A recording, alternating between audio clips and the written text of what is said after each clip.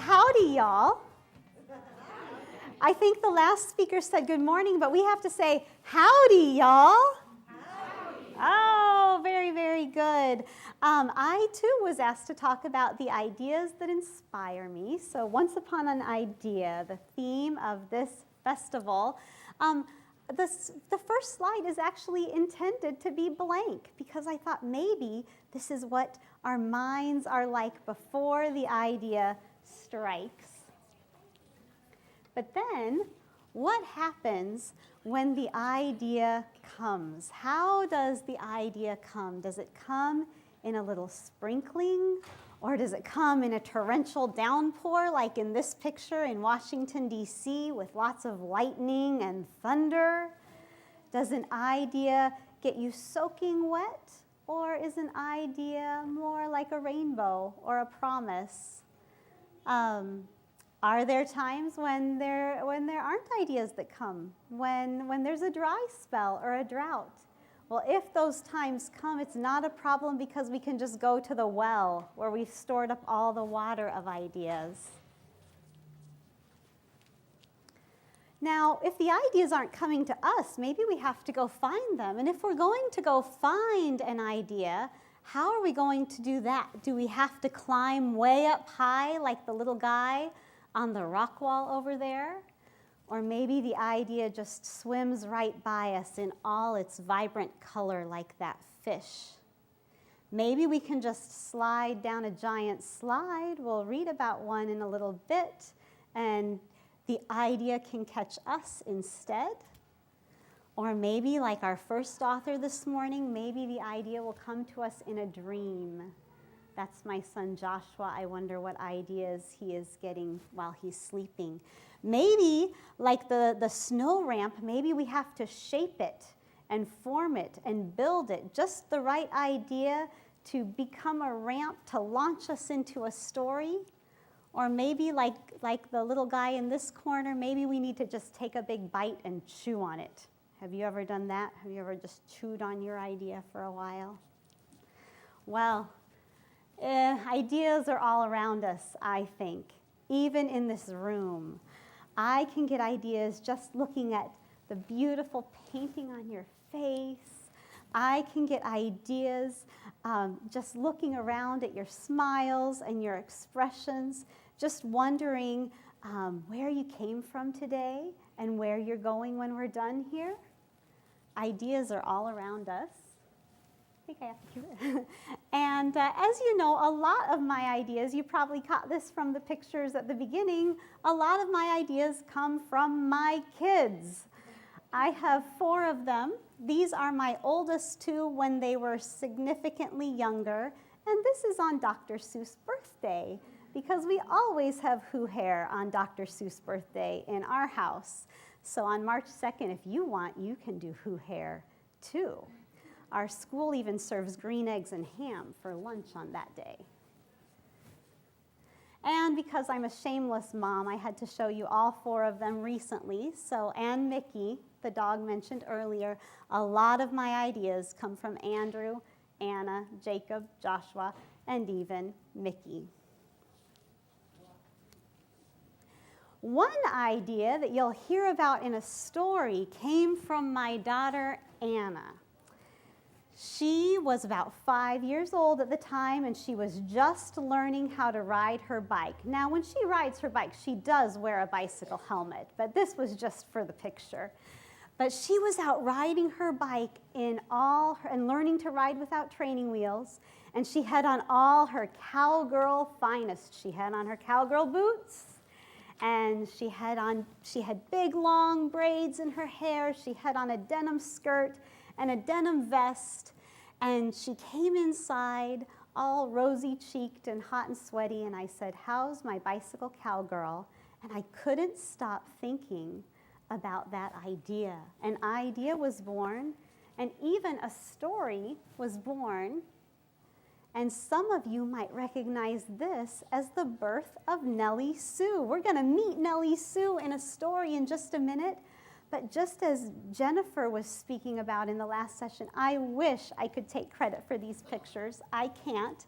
These are from my illustrator, Lynn Averill, And she is, by the way, a real cowgirl who lives in Arizona and Montana and rides real horses and has even jumped over fences. But these were the first sketches that I got to see of Nellie Sue. Do any of you know who Nellie Sue is? Any of you know who that bicycle cowgirl is? Well, these were the very first sketches. I thought they even looked a little bit like my Anna. But maybe that's an imagination. So I'm going to back up for a second, but from that story, from that bicycle cowgirl, this story was born. Every cowgirl needs a horse. And there's Nellie Sue in all her color. You'll get to see her with the lights on in just a minute. And there are more stories out now, too. There's Every Cowgirl Needs Dancing Boots, and Every Cowgirl Loves a Rodeo. And then there's another story that Nellie Sue's not in, called Jammy Dance, a bedtime, bath time story. But, oops, I'm always losing things. So this is from Every Cowgirl Needs Dancing Boots, and sometimes an idea comes from the story itself. When I was writing this story and when Nellie Sue decided to have a barnyard bash, I thought it would be fun to throw a real hoedown. So this illustration, straight from the book, inspired a party that we had right in Johnston, Iowa. It was actually the Johnston Public Library, my hometown library, that helped throw a big barnyard bash. There is a barn right next to the library, a historic barn called the Simpson Barn, and we decorated it with banners and streamers and lanterns. And a friend handed out peacock feathers, handed out peacock feathers to all the kids. And we had Flying Pig, Fiddle, and Banjo come play music and call out line dances and square dances for us, served popcorn and pink lemonade, and we had a bona fide hoedown. It was a lot of fun. It was about 140 degrees, but it was a lot of fun. So for me, to write stories, just as Jennifer said, it's just a dream. Those are my 4 from the back. They're not with me today, but I always joke that they're my guaranteed audience of 4. And I love to write stories and to share them with friends, with people that I love, people like you. The end. That's just a good the end picture. So I thought I would share my latest cowgirl book today, Every Cowgirl Loves a Rodeo. So if we could turn the lights on. And is it the red? Oh, good. And I thought maybe even Nellie Sue could tell the story because I have this friend who's going to turn pages for me. Oh, thank you. And we can sit down. And I don't know, I thought do you guys want to come in closer? Huh? Would you kids like to come in closer? I think it's fun to come in close for a story. You can see the pages better. Yeah, come on up. Up. Anyone want to come give Nellie Sue a high five? Oh, come on up. Come on and give Nellie Sue a high five. Howdy, partner. There you go. Anybody else? Come on up. Yeehaw. Howdy. Oh, Spider-Man. Oh. Nellie Sue's not scared. Well, I think today is a great day to go to the county fair. It's nice and warm outside, don't you think? No, it's cold, but we'll use our imagination. We'll pretend it's a summer day, and we will go to the county fair with Nellie Sue. How's that sound? Can you all see the pictures okay? Okay. Yeah, I want to wave to Nellie Sue. Howdy, y'all. Every cowgirl needs a blue ribbon, so when I heard the county fair was coming, I signed up. Beauty and I have never been in a rodeo, I told my friend Anna, giving my 2-wheeled horse a pat on her saddle. But he has, said Anna. Just then, the neighborhood cowboy, A.J. Pickett, pedaled by like he was running from the law. Want a race? He hollered.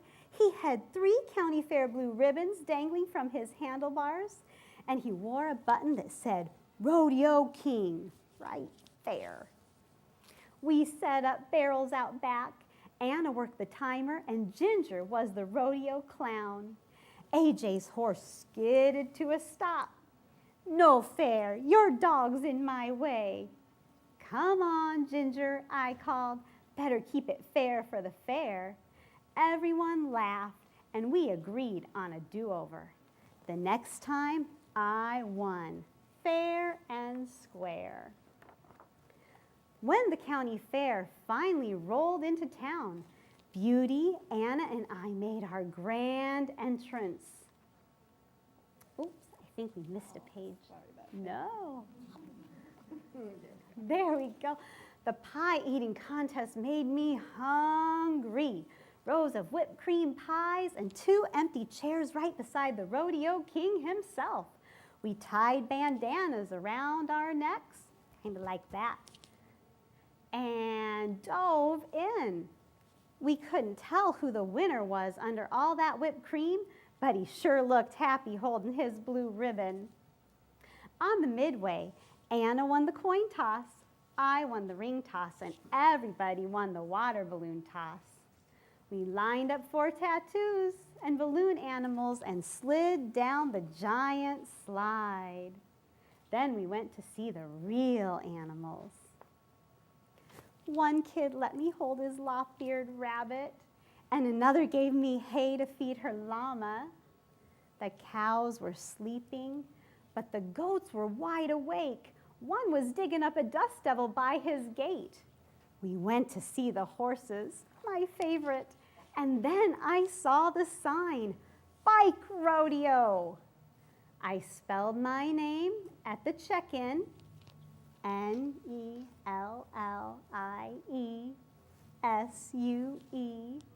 and I sized up the competition. I'm the last one up, said AJ, but I think you go right away. And then it was time. Beauty and I trotted into place. Ready? Get set. I leaned into Beauty's mane. Everybody say go. Go! Go! We galloped around the markers and dashed down the straightaway. On a sharp turn, I slid sideways. I tightened my grip and pulled back into the saddle. We rounded the final bend and raced past the finish line. I just knew we had the winning time. AJ gave me a double thumbs up. Anna rushed over. Arm in arm, we led Beauty to the side to cool down.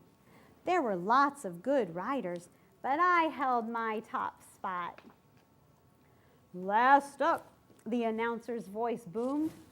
AJ Pickett, are you ready? Get set.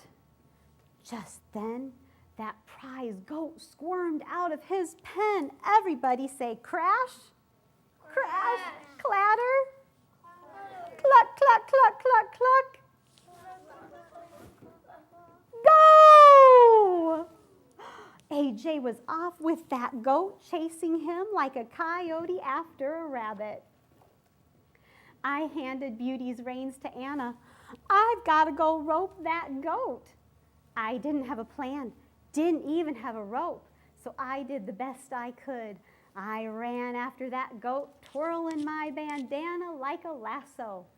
It must have tasted like pie because he bit down and wouldn't let go. It was me against the goat. He dug in his hooves and I dug in mine. I tugged him back to his pen just as AJ crossed the finish line. I was still catching my breath when I heard, and second place goes to Nellie Sue. The crowd cheered. I climbed onto the podium as the judges announced the winner, and wouldn't you know, it was AJ Pickett. I wished I had won, but I was glad for AJ. The cheers faded, and I tied my red ribbon to Beauty's reins. You did great, girl, I whispered. We almost beat the rodeo king. Mama gave me a big hug. Daddy lifted me onto his shoulders and said, "This cowgirl needs some chili." "Wait, where's Anna?" I asked. I spotted her at a picnic table, sitting with AJ. I went over to say congratulations. "We made something for you," Anna said. "For the best goat roping ever," said AJ. "You helped me win that race." "Ah, the rodeo king doesn't need anybody's help," I said. "That's right," said Anna. "She was just keeping it fair at the fair." Yes, sir, I'm a cowgirl from head to toe, and even more than a blue ribbon, every cowgirl should have a badge of honor. And I do have that. The end. Do you all want a badge of honor too? I think, do we have badges of honor for the kids? We do? Where are they? Oh, well, we'll go look. I think we've got some.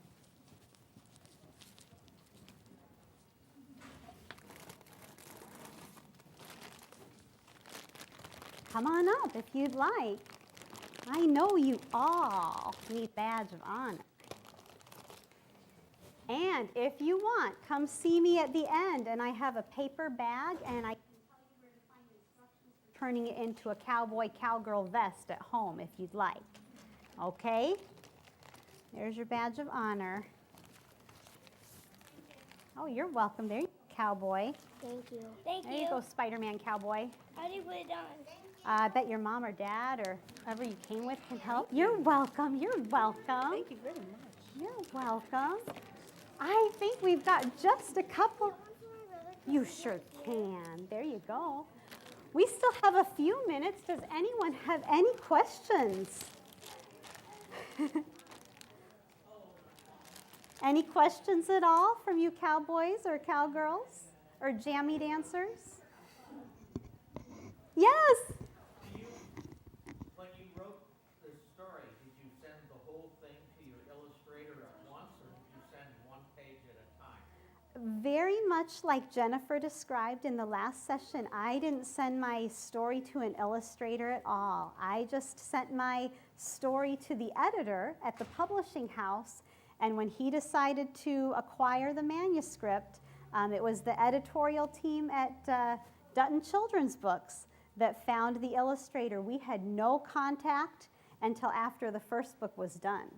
But now we're Facebook friends, so we get to stay in touch that way. She is quite a force of nature, has done a gazillion children's books, and lives in Arizona and Montana and Paris in the summer, where she plays jazz by night and does art by day. It sounds kind of fun. Any other questions? Good one. Okay, oh, that went kind of fast. Well, Thank you so much. It was terrific.